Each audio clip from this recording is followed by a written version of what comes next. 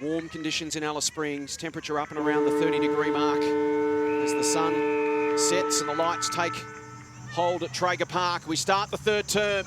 Big half of football in the context of 2 seasons here. Dalton tries to break away from Zanker, can't do so. Melbourne's pressure around the football been excellent.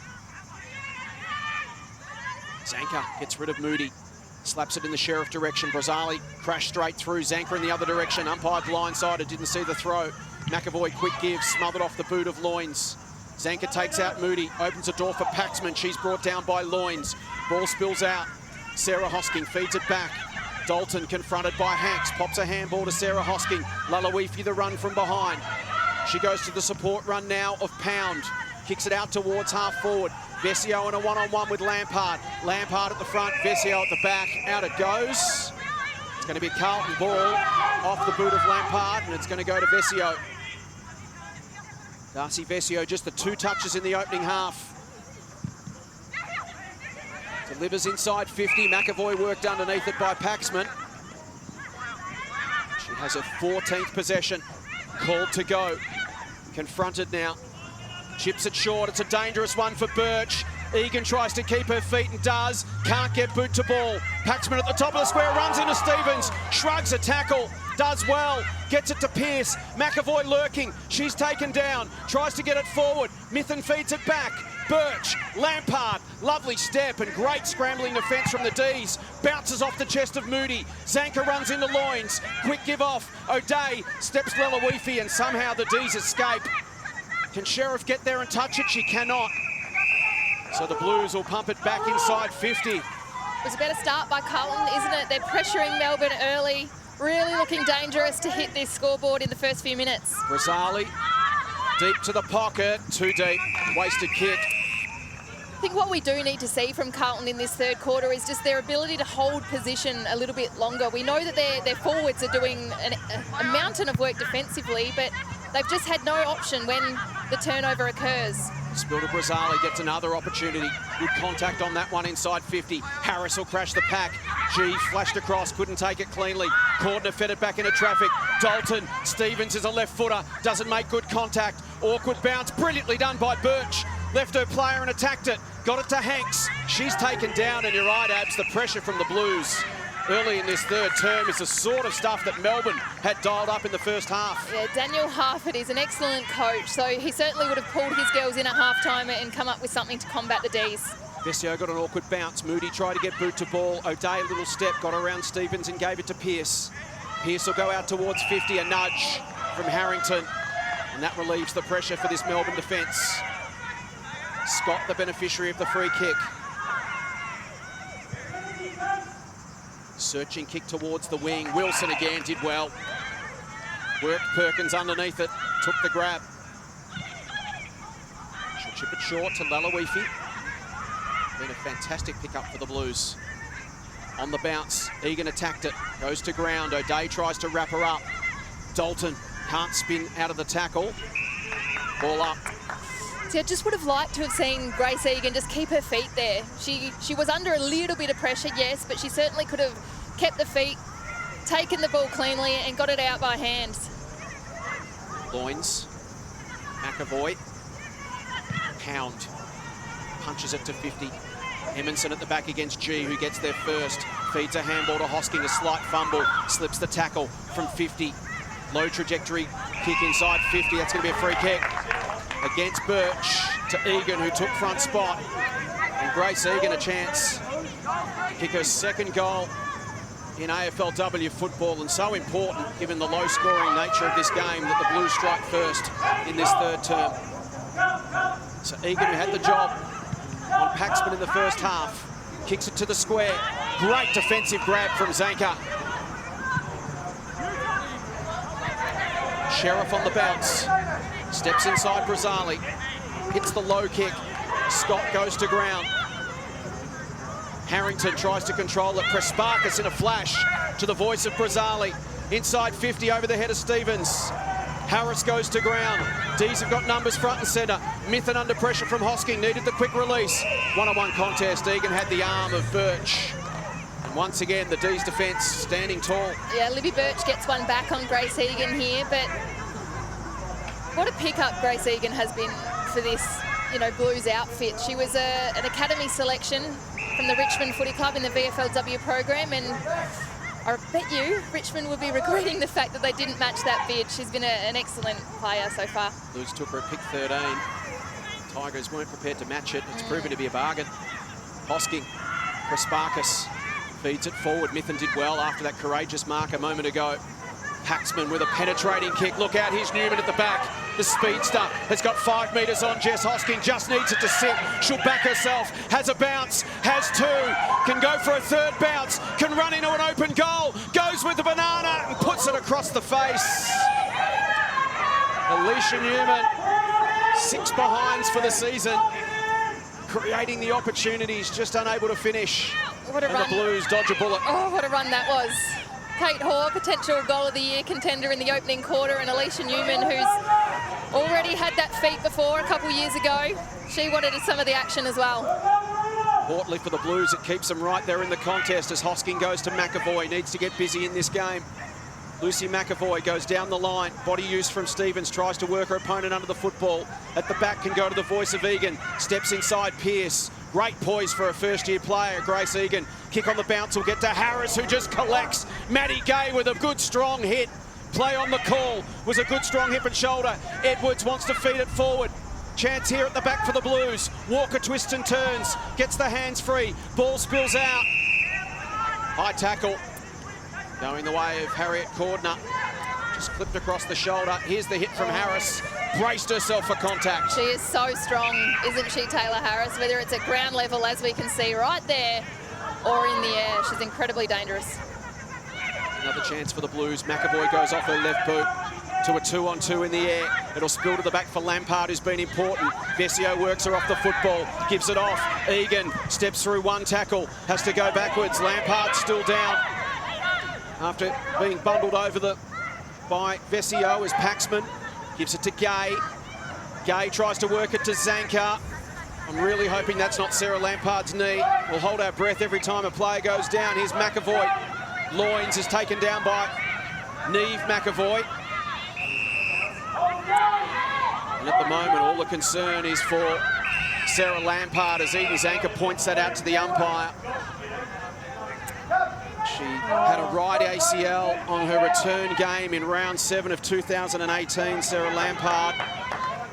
Let's take another look. The collision with Vesio. Oh, no. Yeah. And she immediately grabs for that left knee. It was the right knee, as I mentioned, in 2018.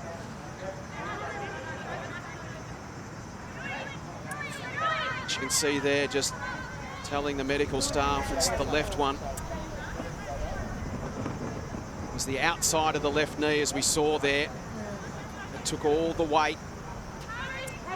She's very calm, isn't she, Sarah Lampard? As you said, though, she has done this before, so I'm really hopeful that it isn't the case of I've been here, done that, but oh, look at her. We'll have another look. Keep an eye on that left knee. It just bends inward. Your heart breaks, doesn't it, Jace? Fingers crossed it's not that terrible. We've had such a wretched run, haven't we? Every time we see a player go down with any sort of ailment, the immediate thought is, oh no, please, not an ACL. And our thoughts go out to Sarah Lampard. Georgie Parker is on hand to check in with the Melbourne medical staff. So we'll let Sarah Lampard's family and friends know more as soon as we know. Right now, fingers crossed for the 22-year-old from Sunbury.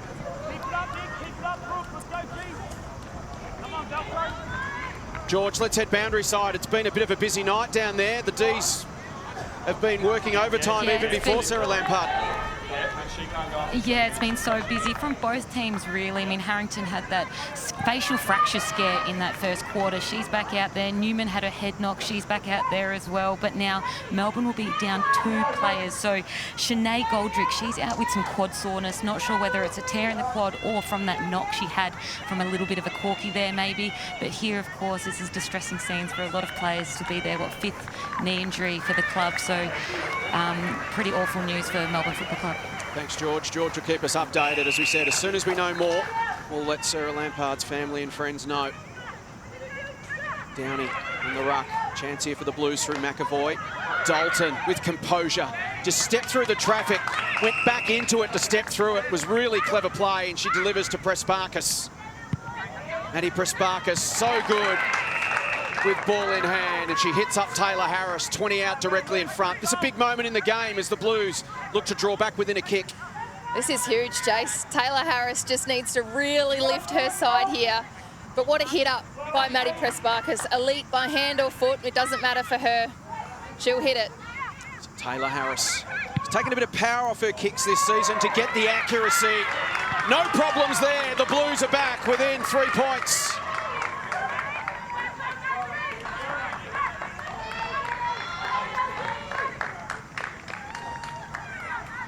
Beautiful use from Maddie Prespakis, one of the best kicks in the competition. Taylor Harris finishes the work. And after that extended stoppage, exactly what the Blues were looking for. Exactly what they needed, Jason. There is a little bit of a breeze at Traeger Park, and Taylor Harris just used it to perfection. Left to right, straight through the middle. Marching back to 3 points once again. The Blues hanging around.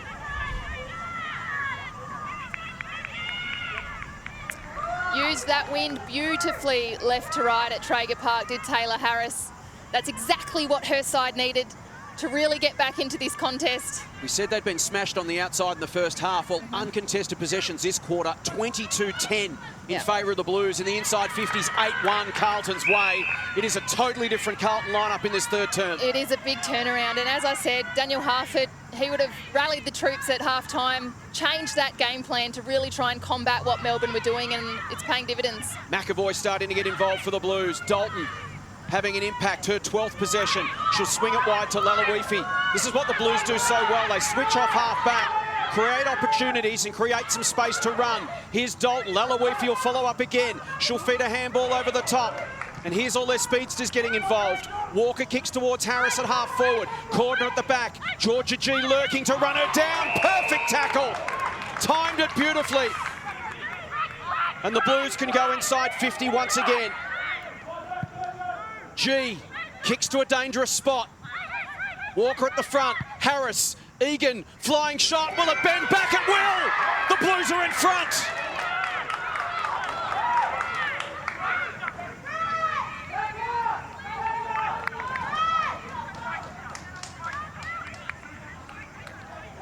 Well, that is trademark Carlton football. The switch at half-back to create the space. Quick running play. Get it into their hands of the dangerous users, and Grace Egan kicks her second for the season.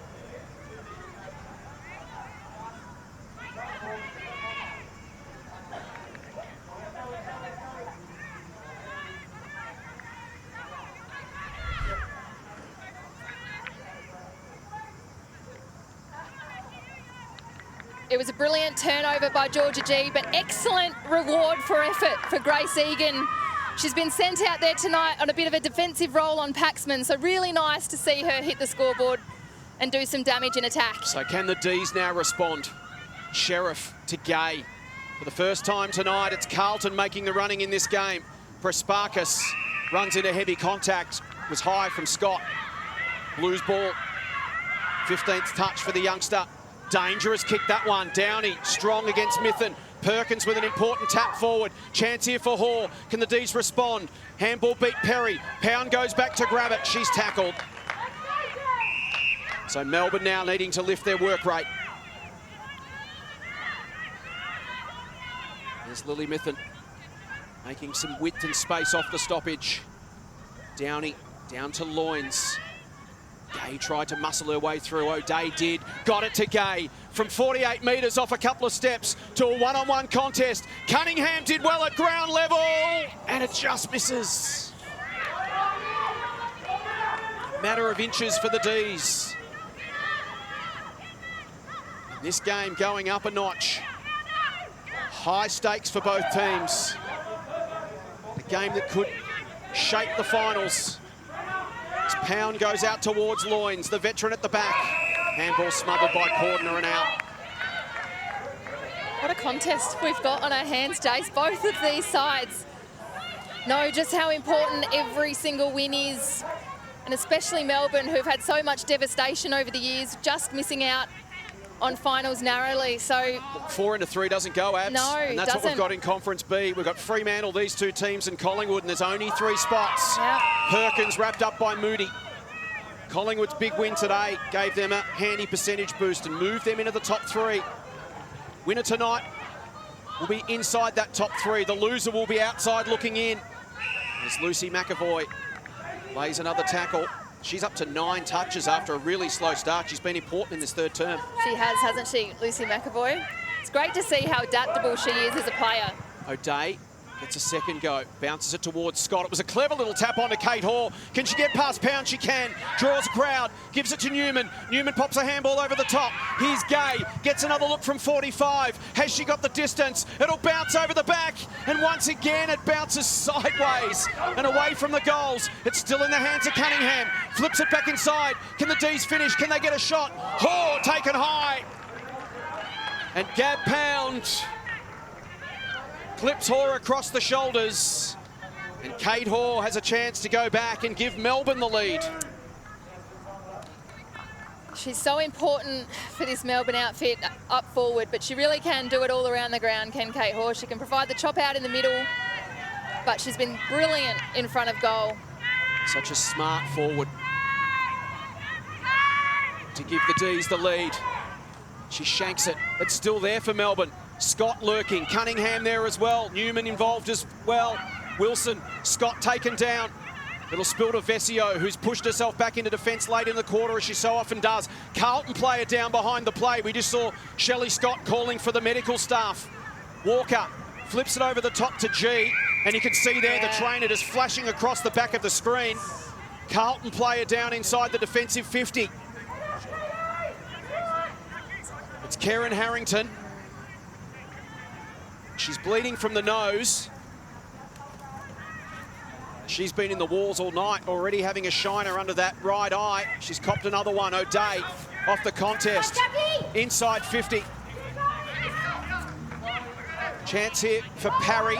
Can't get away from Hosking. Umpire said she tried. Got boot to ball. Perkins couldn't control it. Chance here for Melbourne. Paxman. Gay's getting involved. Drills it inside 50. Blues are a player down inside their defence. Wilson couldn't take it, but the arm from Cunningham just over the shoulder. Critical free for the Blues, as I said. They're a player down in the back half with Harrington making her way to the bench. Wilson's kick. She's such a good distributor to Brazzali, and they've set up beautifully around the wing here. Walker wants to move it quickly. Next link in the chain. Diving effort from G, she couldn't control it. That allows Paxman to close. Brazzali got there, was really important, made it a 2-on-2. Paxman bustles her out of the contest. Sheriff wrapped up by G, gets the football moving. Here's a chance for Hanks. Hanks will drill it back towards half forward for the D's. Cunningham on the bounce will gather. Tries to turn Wilson. Manages to slip away. Wilson runs her down from behind. Vesio's little tap towards Plain was depth. Couldn't quite control it. Cunningham tries to spin through a tackle. Dalton goes again. She's tackled by Hanks. Parry. Scott feeds it through to Newman. Lalawifi coming the other direction. Parry feeds it out. Cunningham smothered off her boot by Plain. Parry goes again. Gives it over to O'Day. O'Day from 48 metres. Attacks the goal face. Bouncing football right to the line. Somehow it doesn't go through. And Pound can clear for the Blues. It's coming back to Mithen. 15 seconds on the clock. Can she find a target? She can. Thrilling football late in the third term. And Elise O'Day will kick after the siren to give Melbourne the lead at three-quarter time. Hasn't kicked a goal this season. Elise O'Day has 6 goals in her 27 games. This for the lead. 40 out. Makes poor contact. And at three-quarter time, the Blues are in front. It's a thriller in Alice Springs. Carlton 4-1-25. Melbourne 3-5-23 on Saturday Night Footy.